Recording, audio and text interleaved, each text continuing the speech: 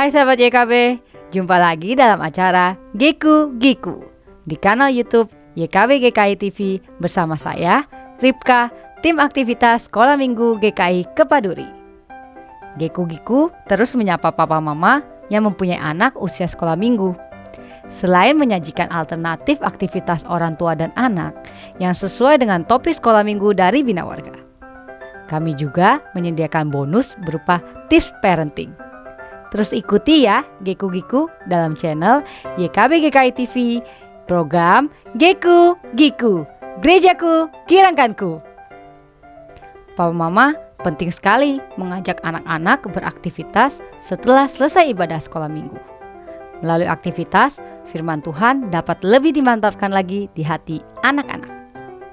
Anak-anak bertumbuh tidak hanya secara fisik saja, tapi mengalami pertumbuhan iman juga. Semakin mengasihi Tuhan Yesus dan siap melakukan kehendak Tuhan. Melalui aktivitas bersama, relasi orang tua dan anak dapat dipererat. Papa Mama semakin mengenal anak pada saat yang sama. Anak juga semakin mengenal Papa Mama. Dan terakhir, melalui aktivitas bersama, Papa Mama dapat membimbing anak untuk meningkatkan skill motoriknya, kemampuan berpikir, bahkan dapat membangun karakter anak.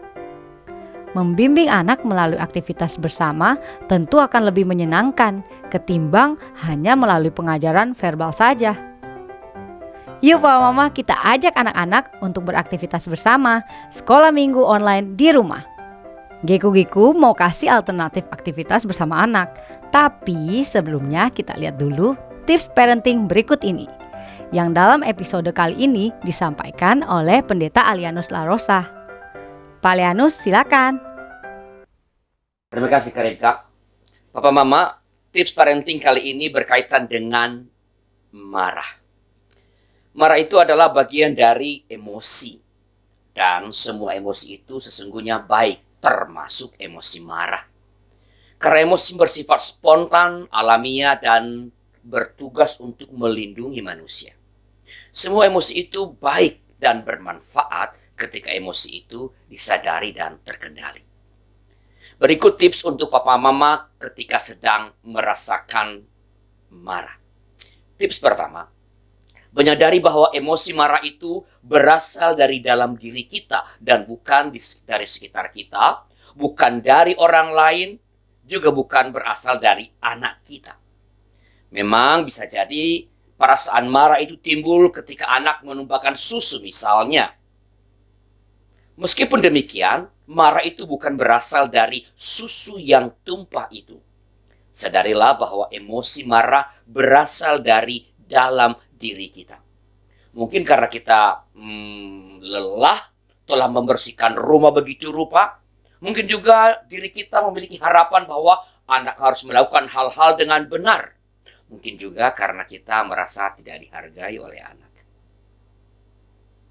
Tips kedua, jangan melampiaskan marah dengan perkataan atau tindakan kepada orang lain, kepada anak kita, atau benda-benda di sekitar kita. Mengapa? Karena dalam tips pertama tadi kita menyadari bahwa emosi marah itu berasal dari dalam diri kita dan bukan dari orang lain atau karena anak kita, dan pastinya juga bukan karena barang-barang di sekitar kita. Emosi marah kita adalah tanggung jawab kita dan bukan orang lain, bukan juga tanggung jawab anak kita. Tips yang ketiga, jangan melampiaskan marah kepada diri sendiri. Emosi marah memang berasal dari dalam diri kita, tetapi tidak berarti bahwa kita salah dan pantas dihukum. Mengapa?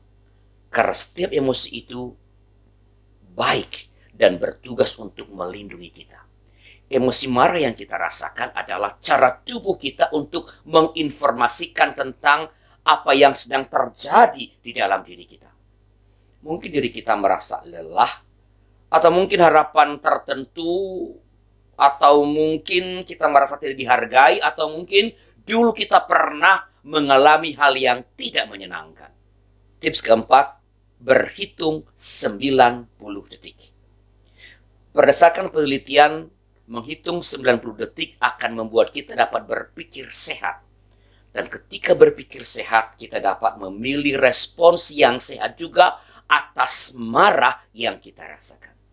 Percayalah, saat kita dapat merespons emosi marah itu dengan respons yang sehat, emosi marah akan berangsur mereda dan lalu berlalu.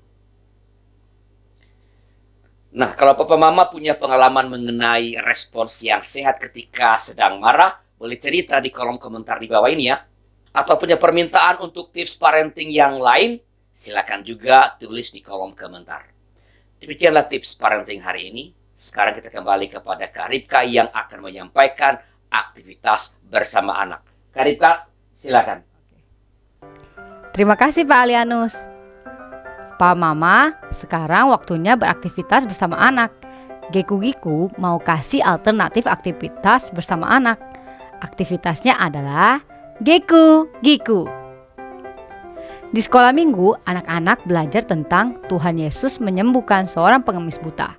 Bahan Alkitabnya dari Lukas 18 ayat 35 sampai dengan 43. Supaya anak-anak lebih mengingat dan memahami kisahnya, ayo kita ajak anak membuat kacamata hitam. Melalui kacamata hitam ini, anak-anak dapat merasakan bagaimana menjadi orang yang tidak dapat melihat dan merasakan betapa senangnya ketika Tuhan menyembuhkannya. Bahan-bahannya adalah kertas, kawat bulu, gunting, lem, pembolong kertas.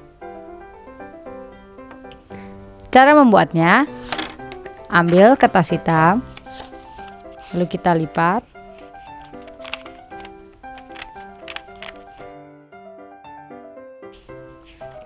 Lalu kita akan lipat lagi. Lalu ambil gunting.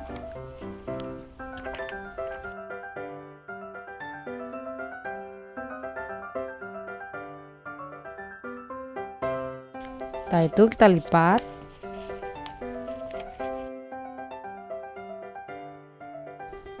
Dan kita gunting.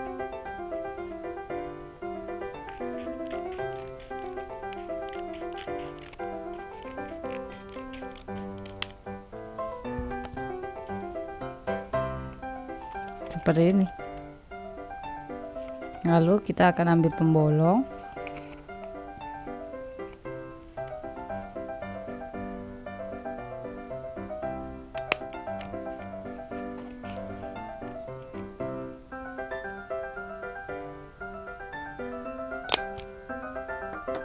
Lalu kita ambil kawat bulu, lalu kita lipat bagi dua dan kita gunting.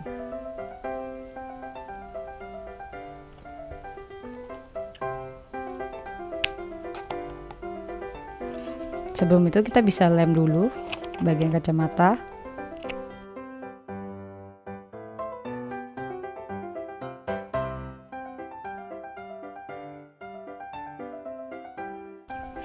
Setelah jadi, kita masukkan kawat bulu.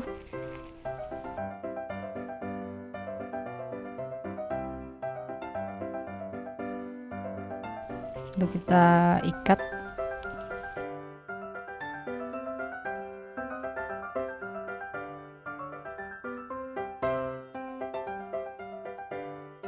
Jadi deh seperti ini.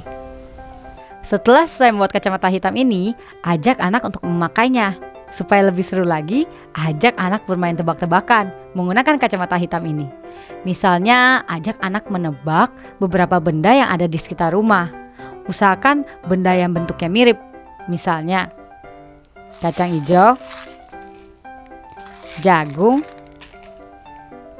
beras putih atau beras merah. Kali ini Kak Ripka ingin mencari kacang hijau. Yang mana ya?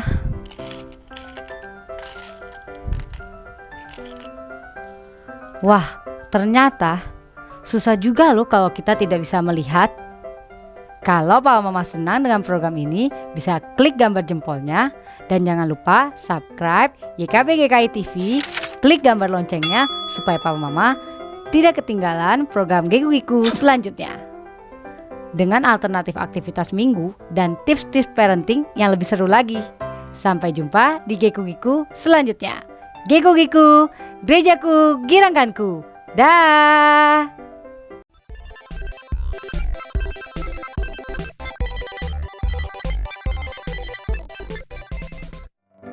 Sahabat, mari dukung pelayanan dan pekabaran Injil melalui YKB dengan membagikan link acara ini kepada sebanyak mungkin orang. Dukungan juga dapat saudara lakukan dengan mentransfer dukungan finansial ke rekening BCA ke nomor 450-305-2990 atas nama Yayasan Komunikasi Bersama.